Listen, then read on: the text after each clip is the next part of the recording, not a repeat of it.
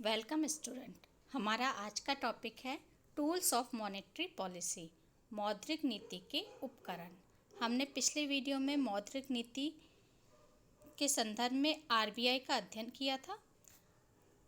आज हम देखेंगे मौद्रिक नीति के उपकरण। मौद्रिक नीति का तात्पर्य एक ऐसी आर्थिक नीति से है जिसके द्वारा मुद्रा के मूल्य में स्थायित्व हेतु मुद्रा एवं साख की पूर्ति का नियमन किया जाता है। भारतीय रिजर्व बैंक केंद्रीय बैंक ही देश का मौद्रिक अधिकारी होता है, जिसका एक महत्वपूर्ण कार्य होता है साख का नियंत्रण करना। देश में आर्थिक स्थायित्व को बनाए रखने के लिए साख का नियंत्रण करना आवश्यक है। केंद्रीय बैंक उसी परिप्रेक्ष्य में कार्य करता है। केंद्रीय बैंक द्वारा अर्थव्यवस्था में स्थायित्व लाने के लिए विस्तारकारी मौद्रिक नीति तथा संकुचनकारी मौद्रिक नीति का उपयोग किया जाता है, जिससे ही साख का नियमन होता है। विस्तारकारी मौद्रिक नीति को मंदी की स्थिति में प्रयोग में लाया जाता है और संकुचनकारी मौद्रिक नीति का प्रयोग मुद्रास्फीति की स्थिति में किया जाता है। अब देखेंगे हम मौद्रिक नीति के उपकरण। मौद्रिक नीति के उपकरणों को दो भागों में बांटा गया है, मात्रात्मक साख नियंत्रण और गुणात्मक साख नियंत्रण। जैसा कि नाम से स्पष्ट है, मात्रात्मक साख नियंत्रण, जब साख की मात्रा को नियंत्रित किया जाता है। ये जो सारे उपकरण होते हैं ये सभी पर समान रूप से लागू होते हैं। एक मात्रात्मक रूप में साख पर नियंत्रण स्थापित करते हैं, इसलिए उनको मात्रात्मक साख नियंत्रण कहते हैं या प्रत्यक्ष साख नियंत्रण भी कहा जाता है। गुणात्मक साख नियंत्रण होते हैं जो अलग अलग वस्तु स्थिति के आधार पर लागू किए जाते हैं और उसके माध्यम से साख पर नियंत्रण स्थापित किया जाता है। ये भेदात्मक हो सकते हैं। मात्रात्मक साख नियंत्रण के अंतर्गत कुछ विधियां हैं, कुछ उपकरण हैं हमारे। बैंक दर, खुले बाजार की क्रियाएं, नगद आरक्षित अनुपात जिसे CRR भी कहते हैं, कैश रिजर्व रेशियो, वैधानिक तरलता अनुपात, repo rate, reverse repo rate. गुणात्मक साख नियंत्रण के अंतर्गत भी कुछ पॉइंट है। पहला है चयनित साख नियंत्रण, साख की राशनिंग, उधार की सीमांत आवश्यकताओं में परिवर्तन, ये प्रचार, प्रत्यक्ष कार्यवाही, नैतिक प्रभाव। तो इन पॉइंट का हम आगे की स्लाइड्स में अलग अलग विस्तृत रूप से अध्ययन करेंगे। मात्रात्मक या परिमाणात्मक साख नियंत्रण, इन्हें अप्रत्यक्ष साख नियंत्रण उपकरण भी कहा जाता है। ये अर्थव्यवस्था के सभी क्षेत्रों में समान रूप से साख के नियंत्रण अथवा फैलाव के लिए उठाया गया कदम ही परिमाणात्मक नियंत्रण कहलाता है। ये उपाय अर्थव्यवस्था में कुल मुद्रा पूर्ति के नियंत्रण के लिए अपनाए जाते हैं, इसलिए इन्हें समान रूप से साख के नियंत्रण के लिए उपयोग में लाया जाता है।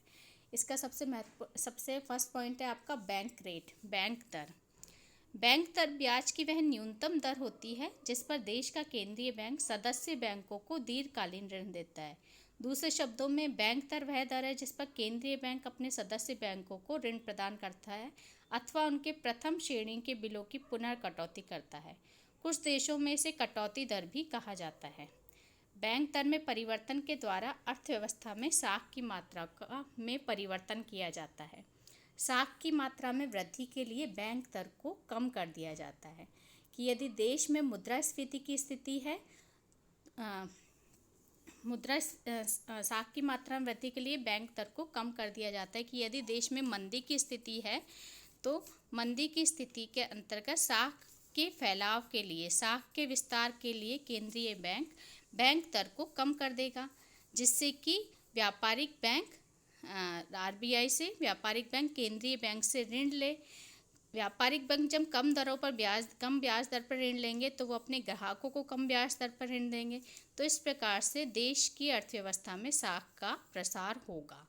दूसरी तरफ यदि स्थिति स्फीति की है, मंदी की स्थिति होगी, तो बैंक दर को बढ़ा दिया जाता है, यानी कि जो ऋण था, जो पहले जो ऋण मिलता था वो अब पहले की तुलना में महंगा हो गया। तो व्यापारिक बैंकों के लिए जब ऋण महंगा हो जाएगा तो वो अपने ग्राहकों को भी महंगा ऋण देंगे, जिससे कि साख का संकुचन होगा। व्यक्ति विशेष ऋण लेने के लिए कम जाएगा तो साख का संकुचन होगा। तो तो इस प्रकार स्फीति की स्थिति में बैंक रेट को बढ़ाया जाता है और मंदी की स्थिति में बैंक रेट को कम किया जाता है, जिससे कि साख का प्रभाव नियंत्रित होता है। दूसरा पॉइंट है खुले बाजार की क्रियाएं, ओपन मार्केट ऑपरेशंस। केंद्रीय बैंक द्वारा प्रतिभूतियों को खुले बाजार में बेचना तथा खरीदना खुले बाजार की क्रियाएं कहलाता है। व्यावसायिक बैंकों के पास यदि नकद कोष अधिक है तो साख निर्माण कम करने के लिए केंद्रीय बैंक सरकारी प्रतिभूतियों को बेचेगा, जिससे कि व्यापारिक बैंकों का जो नकद पैसा है वो सरकार के पास पहुंच जाता है, जिससे कि साख का संकुचन हो जाएगा। विपरीत अर्थ में विपरीत स्थिति हो जाएगी कि यदि व्यापारिक बैंकों के पास नगद कोष कम होगा तो व्यापारिक बैंकों की प्रतिभूतियां हैं उनको केंद्रीय बैंक खरीदेगा और बदले में वो नगद व्यापारिक बैंकों को देगा, तो व्यापारिक बैंकों के पास साख की मात्रा में वृद्धि हो जाएगी। तो इस प्रकार साख की मात्रा नियंत्रित होती है। तीसरा पॉइंट है आपका नगद आरक्षित अनुपात, कैश रिजर्व रेशियो। सभी अनुसूचित व्यापारिक बैंकों को अपनी कुल जमाओं का एक निश्चित प्रतिशत आरबीआई के पास अनिवार्यतः रखना पड़ता है, जिसे सीआरआर नगद आरक्षित अनुपात कहा जाता है। देश में साख की मात्रा को कम करने के लिए केंद्रीय बैंक सीआरआर को बढ़ा देता है, कैश रिजर्व रेशियो को बढ़ा देगा साख की मात्रा को कम करने के लिए। तो व्यापारिक बैंकों को जहां पहले सपोज 10% रखना पड़ता था, केंद्रीय बैंक ने उसको बढ़ा करके 20% कर दिया, तो व्यापारिक बैंक का पैसा केंद्रीय के बैंक के पास अधिक रखा जाएगा। जब व्यापारिक बैंक के पास पैसा कम रहेगा तो वो अपने ग्राहकों को कम लोन देगा। तो इस प्रकार केंद्रीय बैंक जब सीआरआर को बढ़ा देता है तो साख की मात्रा कम हो जाती है। और विपरीत भी इसकी विपरीत स्थिति हो जाएगी कि यदि साख की मात्रा को बढ़ाना है तो केंद्रीय बैंक सीआरआर को कम कर देगा। तो जब व्यापारिक बैंकों के पास नकद अधिक होगा तो वो साख की मात्रा को अधिक प्रवाहित करेगा। इस प्रकार सीआरआर के द्वारा साख नियमित होती है। फोर्थ पॉइंट है वैधानिक तरलता अनुपात। केंद्रीय बैंक के निर्देशानुसार प्रत्येक व्यापारिक बैंक को अपने कुल दायित्वों का एक निश्चित प्रतिशत भाग तरल, नगद एवं प्रतिभूतियों के रूप में अपने पास रखना पड़ता है, जिसे एसएलआर कहते हैं। सीआरआर के रूप में तो व्यापारिक बैंक केंद्रीय बैंक के पास रखता है। वैधानिक तरलता अनुपात में व्यापारिक बैंक अपने पास ही एक नगद रिजर्व कोष के अंतर्गत अपना एक निश्चित प्रतिशत भाग तरल रूप में अपने पास रखता है। एसएलआर बढ़ाने से व्यापारिक बैंकों की साख सृजन शक्ति कम हो जाती है। साख की मात्रा में वृद्धि के लिए केंद्रीय बैंक एसएलआर को कम कर देता है। रेपो रेट वह दर है जिस पर केंद्रीय बैंक सदस्य बैंकों को अल्पकालीन उधार देने के लिए तैयार होता है। अल्पकालीन ऋण 1 वर्ष तक के लिए दिए जाते हैं। अर्थव्यवस्था में साख की मात्रा कम करनी है तो रिजर्व बैंक अधिक प्रतिभूतियां बेचकर चलन की मुद्रा की मात्रा को अपने पास खींच लेते हैं। रिवर्स रेपो रेट वह दर है जिस पर सदस्य बैंकों को उनकी ओर से आरबीआई में जमा धन पर ब्याज मिलता है।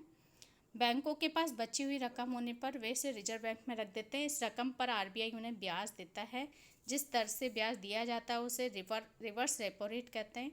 इसको बढ़ाने से साख का विस्तार होता है, क्योंकि इससे व्यापारिक बैंकों को अधिक ब्याज प्राप्त होता है। तो ये तो सारे हमारे मात्रात्मक साख नियंत्रण थे। अब देखेंगे हम गुणात्मक या प्रत्यक्ष साख नियंत्रण।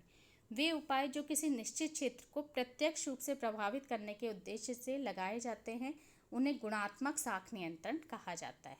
ये उपाय तब अपनाए जाते हैं जब अर्थव्यवस्था के किसी एक या किसी विशेष क्षेत्र को कुछ क्षेत्रों को प्रभावित करना हो, देश में साख की उत्पादक एवं उत्पादक आवश्यकताओं में अंतर करना हो, साथ ही निर्यात को प्रोत्साहित व आयात को हतोत्साहित करना हो, अर्थात कुछ विशेष उद्देश्य के आधार पर गुणात्मक साख नियंत्रण है वो अपनाए जाते हैं। इसकी प्रमुख विधियां हैं। पहली विधि है चयनित साख नियंत्रण, सेलेक्टिव क्रेडिट कंट्रोल। केंद्रीय बैंक कुछ क्षेत्रों में उदार साख नीति, कुछ क्षेत्रों में कठोर साख नीति अपनाता है। ऐसी अलग अलग व्यवस्था ही चयनात्मक साख नियंत्रण कहलाती है, कि जिस संदर्भ में है, जैसे एग्जाम्पल में देख सकते हैं कि एग्रीकल्चर के लिए जो इलेक्ट्रिसिटी होती है वो कम दर पे मिलती है, लेकिन इंडस्ट्री के लिए जो इलेक्ट्रिसिटी होती है वो आपको अधिक दर पे मिलती है। तो ये चयनित साख नियंत्रण का है कि आपको कुछ क्षेत्रों में उदार साख नीति अपनाई जाती है, कुछ में कठोर साख नीति अपनाई जाती है। साख की राशनिंग से तात्पर्य कि विभिन्न व्यावसायिक क्रियाओं के लिए साख की मात्रा का कोटा निर्धारित कर दिया जाता है कि विभिन्न बैंकों द्वारा विभिन्न व्यवसाय को दिए जाने वाले ऋणों की सीमा अथवा कोटा को निश्चित करना, यानी उनके पास जितना क्रेडिट है उसमें से कुछ परसेंट है वो विशेष वर्ग के लिए संधारित कर दिया जाता है। इसके आधार पर साख की राशनिंग की जाती है। तीसरा, ऋणों की सीमांत आवश्यकताओं में परिवर्तन। सीमांत आवश्यकताओं से अभिप्राय बैंक जमानत के रूप में रखे गए माल की वर्तमान कीमत से कुछ कम राशि का ऋण देते हैं। जितनी कम राशि का ऋण दिया जाता है उसे सीमांत आवश्यकता कहते हैं। जब साख का संकुचन करना हो तो केंद्रीय बैंक सीमांत आवश्यकता को बढ़ा देता है, जिससे कि कम उधार लिया जाता है। तो उसकी सीमांत आवश्यकता में परिवर्तन के माध्यम से ही भी साख की मात्रा को नियंत्रित किया जाता है। नेक्स्ट पॉइंट है प्रचार। केंद्रीय बैंक साख नियंत्रण के लिए विज्ञापन तथा प्रचार का भी सहारा लेता है। बैंकिंग एवं साख संबंधी समस्याओं, उद्योग, व्यापार एवं व्यवसाय, विदेशी व्यापार आदि के संबंध में आवश्यक आंकड़े एवं विवरण प्रकाशित करता रहता है। हमने केंद्रीय बैंक के कार्यों में देखा था कि बैंकों का निरीक्षण केंद्रीय बैंक करता है, व्यापारिक बैंकों का निरीक्षण केंद्रीय बैंक करता है। तो उस संदर्भ में जो उसकी नीतियाँ होती है उसके प्रचार प्रसार के लिए वो केंद्रीय बैंक है वो कार्य करता है। उससे संबंधित समस्याओं, विदेशी व्यापार आदि के संबंध में आवश्यक आंकड़े और विवरण प्रकाशित करता रहता है, जिससे पता चलता रहता है कि आरबीआई ने जो नीति अपनाई है उसका क्या इम्पैक्ट रहा है, पॉजिटिव रहा है, नेगेटिव रहा है। तो इससे भी साख का नियमन है वो प्रभावित होता है।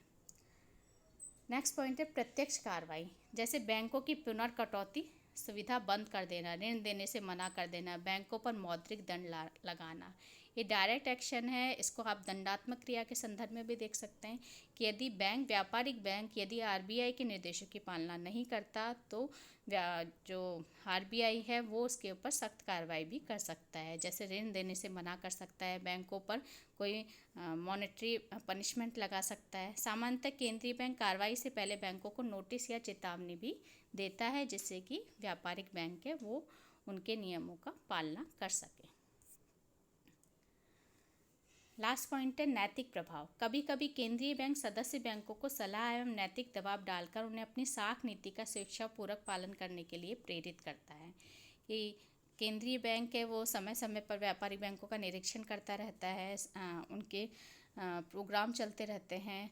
तो उस संदर्भ में वो उन पर एक नैतिक दबाव डाल करके एक सामान्यतः एक सलाह के माध्यम से, अपनी नीतियों के प्रचार प्रसार के माध्यम से वो स्वेच्छापूर्वक पालन करने के लिए प्रेरित करता है, जिससे कि जो व्यापारिक बैंक है, सामान्यतः व्यापारिक बैंक केंद्रीय बैंक द्वारा साख के विस्तार या संकुचन करने की सलाह को मान लेते हैं।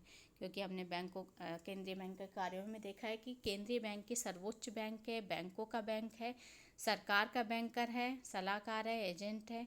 तो केंद्रीय बैंक की नीतियाँ पूरे देश की अर्थव्यवस्था को प्रभावित करती है, अतः व्यापारिक बैंकों को उसकी नीतियों को अपनाना चाहिए। इस प्रकार परिमाणात्मक और गुणात्मक उपकरण लागू करके आरबीआई सरकार की नीतियों के माध्यम से देश में साख की मात्रा को प्रभावित करता है। आशा है आपको ये सारे पॉइंट समझ में आ गए हों। हम इसी के साथ हमारा वीडियो है हम यहीं समाप्त करते हैं।